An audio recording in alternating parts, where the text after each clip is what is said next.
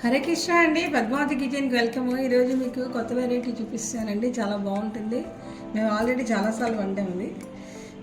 ఈ బెండకాయలు ఏమొచ్చి ఒక అరగైదు తీసుకున్నానండి. 2-3 సార్లు శుభ్రంగా కడిగేసిన తర్వాత చెంచాడు జీరా చూడండి వేస్తాను ఇందులో. అలాగే కొత్తిమీర కొంచెం,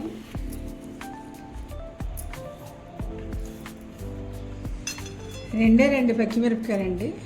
అంటే ఇవి పెద్దగా ఉన్నాయి. ఇవి ఇంకా స్పైసీగా కావాలంటే వేసుకోవచ్చు. కొంచెం అల్లం ఏమొచ్చి ముక్కలు చేయొచ్చు, లేదా కోరిసి వేసిస్తాను. కొంచెం చిన్న ముక్క, ఎక్కువ కాదు. పసుపు కొంచెం వేసానండి. కొంచెం ఆయిల్ వేసాను, ఎక్కువ వేయలేదు, కొంచెమే పడుతుంది. అంటే ముందర 2 చెంచాలు వేసాను. ఇప్పుడు ఇది కొంచెం మగ్గే వరకు ఇది మూత పెట్టేస్తే ఇందులో మగ్గిపోతుంది. అంటే కొంచెం మెత్తగా అయిపోతుంది. అయిపోయాక ఇప్పుడు మీకు చూపెట్టిన ఇంగ్రీడియంట్స్ అన్నీ మిక్సీ అందులో వేస్తే అంతేనండి. ఫటాఫట్ 2 నిమిషాల్లో మీకు బెండకాయ పచ్చికారం కూర రెడీ అయిపోతుంది. 2 నిమిషాల్లో కూర అయిపోతుంది. ఇది బెండకాయ కొంచెం ఆయిల్ వేస్తుంది.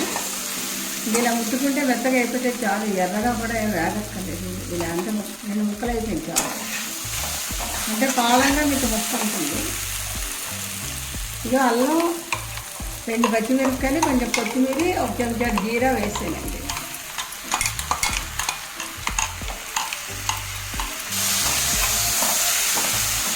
ఇది ఒక 2 నిమిషాలు మూత పెట్టేస్తే ఈ మసాలా దానికి బాగా పడుతుంది. అంతేనండి, మీకు కూర రెడీ అయిపోయింది. ఇది రొట్టెల్లోకి కూడా తింటే చాలా బాగుంటుంది.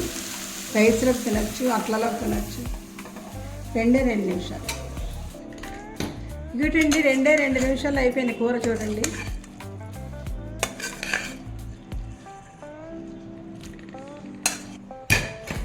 ఇంకోటండి, బెండకాయ, అల్లం, కొత్తిమీర, జీలకర్ర, కారంతో, పచ్చికారంతో కూర రెడీ, ఘుమఘుమలాడుతూ రెడీ అయింది. మీరు కూడా ట్రై చేసి కామెంట్ పెట్టండి. హరే కృష్ణ.